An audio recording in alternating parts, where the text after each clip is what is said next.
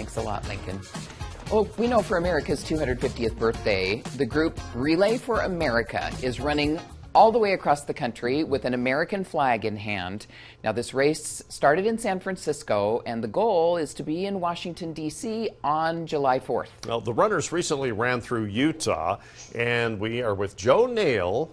And so you're in Kansas this morning, right, Joe? Yep, the flag just crossed into Kansas late last night, and we just passed the halfway point of the 3,000 miles. Halfway point. And you started in San Francisco. What did it take to kick this thing off? Yeah, I think the single most important thing was putting together the right team. So if you're trying to go 3,000 miles at a 9-minute pace day and night for 20 days, that's simply not going to happen alone. The world record for one person going coast to coast is more than double the allotted time that we had. So the most important thing was having our core team in place. After that, of course, it's about putting it out to the broader public and securing some of the runners. So Wyatt and I announced a video about 3 weeks ago, so only 3 weeks ago, saying that we wanted to do this challenge. And the response was overwhelming. We had over 1,000 runners from 45 states sign up in the first 72 hours alone. And those numbers have only grown in the last couple of days and weeks since we actually started this challenge. Yeah, just within 3 weeks. Okay, explain the logistics, how this all works. I think you mentioned, you had 1,000 runners or something like that. But yeah, just give us an idea of what it takes to do this, what your day is like. I wish I could tell you that there was a standard day in the life, but I would say the comparison I've given it is kind of like whack-a-mole. Every day I wake up and I start with reading my Bible and with prayer, which is an important thing because I never know what's going to happen next when I open my phone. So some days there's been a big challenge or something that's happened overnight. Other days we're needing to shift our route because, for example, yesterday we were scheduled to go on country roads that no longer really looked like roads. So every day really does look different, but our three core objectives, no matter what, our largest objective is uniting Americans 1 mile at a time, and that's our North Star. That's what we always come back to.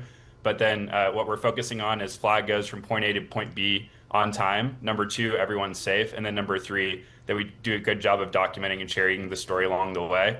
So pretty much anything that you could imagine that could go wrong in a 3,000-mile cross-country day and night journey with 5 rental cars and hundreds or thousands of other people joining in, pretty much everything does go wrong. But at the end of the day, we keep first things first and always go back to the mission. Hey, keep you on your toes and ready to handle anything thrown at you. Now, you came through Utah a few days ago, and I know you were saying that the whole thing, it kind of blurs together. What was the experience like as you came through Utah?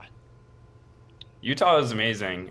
We had a couple of different choices when deciding where to go across the country, and I have always thought Utah is just a stunningly beautiful state. Of course, it's also a state that is known for its endurance athletes and its runners and its running community.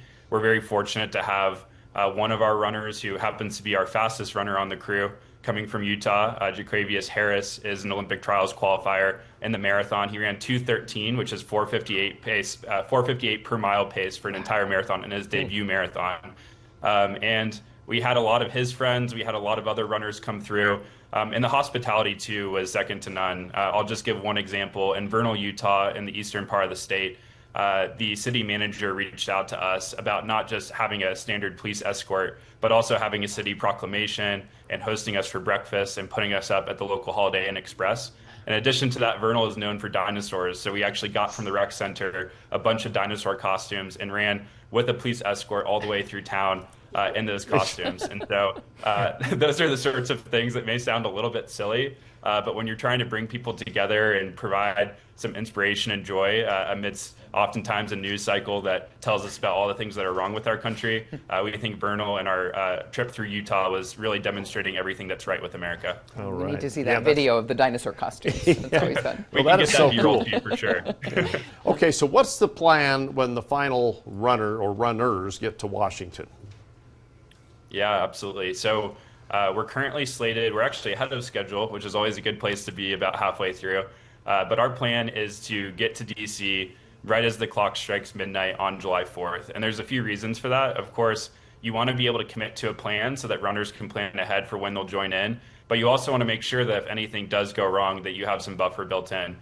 We've actually decided to make that early arrival a feature, not a bug. So we have an overnight event planned at a track just outside of Washington, D.C., where anyone, walkers, joggers, competitive runners can join in.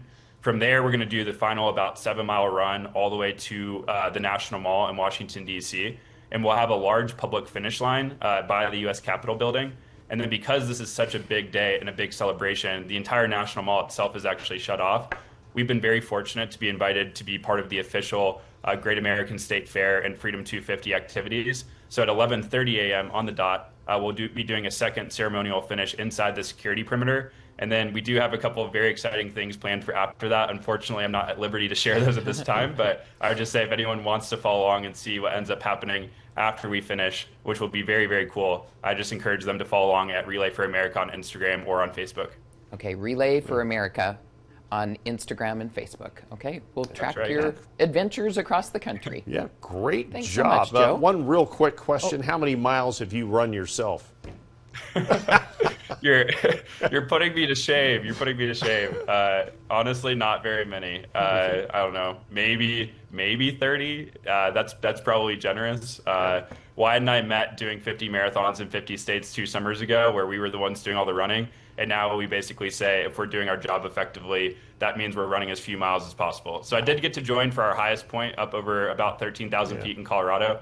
Other than that, though, my miles are unfortunately few and far between on this trip. Only 30 miles. Only 30. Yeah, well, that's that sounds sounds Not great much to over me. the course of like 10 days. That's Okay. 3 miles a day. Yeah. Well, that's awesome what you guys are doing, and we appreciate Incredible. you taking some time with us this morning. Yeah, good luck. Well, we appreciate you having us. Thank you so much. Appreciate it.